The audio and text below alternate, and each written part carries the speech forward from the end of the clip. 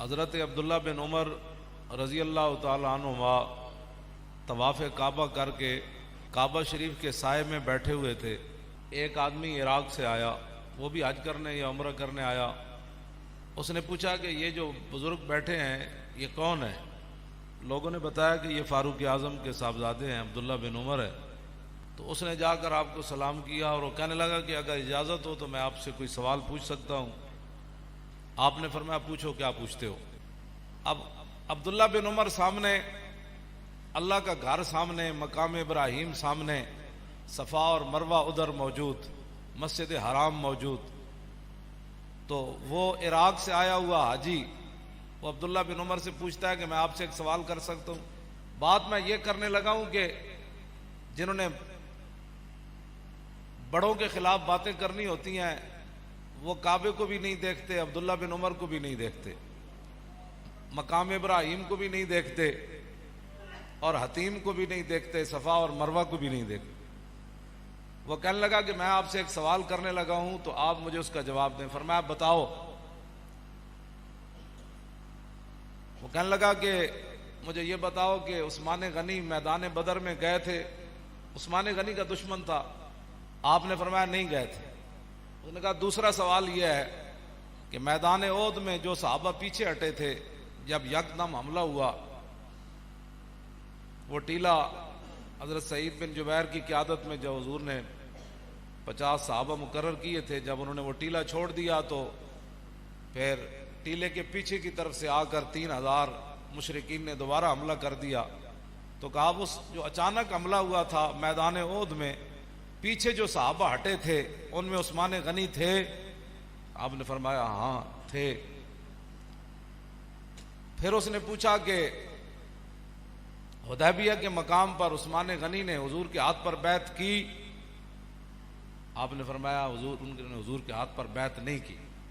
تو کہنے لگا اللہ اکبر، بس میرا جو عقیدہ تھا اس کا جواب عبداللہ بن عمر سے مل گیا۔ تو نعرے لگاتا ہوا جانے لگا تو عبداللہ بن عمر نے فرمایا اس کو پکڑ کر میرے پاس لاؤ۔ آپ نے فرمایا جو تو نے پوچھا ہے نا کہ عثمان غنی میدان بدر میں گئے تھے کہ نہیں، آپ نے فرمایا تو آج تجھے پتہ نہیں ہے کہ حضور کی صاحبزادی ان کے نکاح میں تھی، حضرت رقیہ بیوار تھی؟ تو حضور نے فرمایا کہ عثمان آپ ان کی تیمارداری میں رہیں، بدر میں نہ جائیں، ان کی خدمت کریں، تو اللہ تعالیٰ آپ کو بدریوں کا ثواب عطا فرمائے۔ فرمایا باقی تو نے پوچھا کہ میدان احد میں عثمان غنی پیچھے ہٹے تھے کہ نہیں، تو میں نے تجھے کہا ہٹے تھے، تو نے کہا بڑا خوش ہوا۔ تو فرمایا وَلَقَدْ عَفَا عَنْكُمْ والا، تو نے قرآن نہیں پڑھا کہ اللہ نے فرمایا میرے حبیب جو صحابہ پیچھے ہٹے تھے رب نے ان کو معاف کر دیا۔ تیسری بار جو تو نے پوچھی ہے کہ عثمان غنی حدیبیہ کے مقام پر تھے کہ نہیں، فرمایا 1400 صحابہ میں سے سب سے زیادہ حضور کو محبوب ہی وہی تھے، اور سب سے زیادہ ان کی پاور کی وجہ سے حضور نے ان کو سفیر بنا کر بھیجا تھا کہ پورے مکے میں ان کے رشتہ دار موجود تھے، کسی کی جرت نہیں تھی ان کی طرف کوئی ہاتھ بڑھاتا۔ تو تجھے پتہ نہیں ہے کہ حضور کے وہ محبوب تھے، اور حضور نے فرمایا تھا کہ عثمان اللہ کا بھی کام کرنے گیا ہے اور اس کے رسول کا کام کرنے گیا ہے۔ جب آپ نے تینوں باتوں کا جواب دیا تو فرمایا فَاذْهَبْ بِنَا الْآن، فرمایا ہن نعرہ لان۔ تو بات اتنی ہے کہ جن لوگوں نے باتیں کرنی ہوتی ہیں وہ کعبے کے سامنے بھی باتیں کر دیتے ہیں، اور ان کے بارے میں باتیں کر دیتے ہیں جن کے بارے میں حضور نے فرمایا کہ یا اللہ عثمان بڑا حیا والا ہے۔ قیامت کے دن ہر بندے کو رب کے سامنے ایک بار پیش ہونا پڑے گا۔ وَإِن مِّنكُمْ إِلَّا وَارِدُهَا، یہ قرآن کی نص ہے۔ ہاں جی، ہر بندے کو ایک بار رب کے سامنے پیش ہونا پڑے گا بغیر ترجمان کے، درمیان میں ترجمان نہیں ہوگا، اپنے کرتوتوں کا جواب دینا ہوگا ہر بندے کو، سوائے عثمان غنی کے۔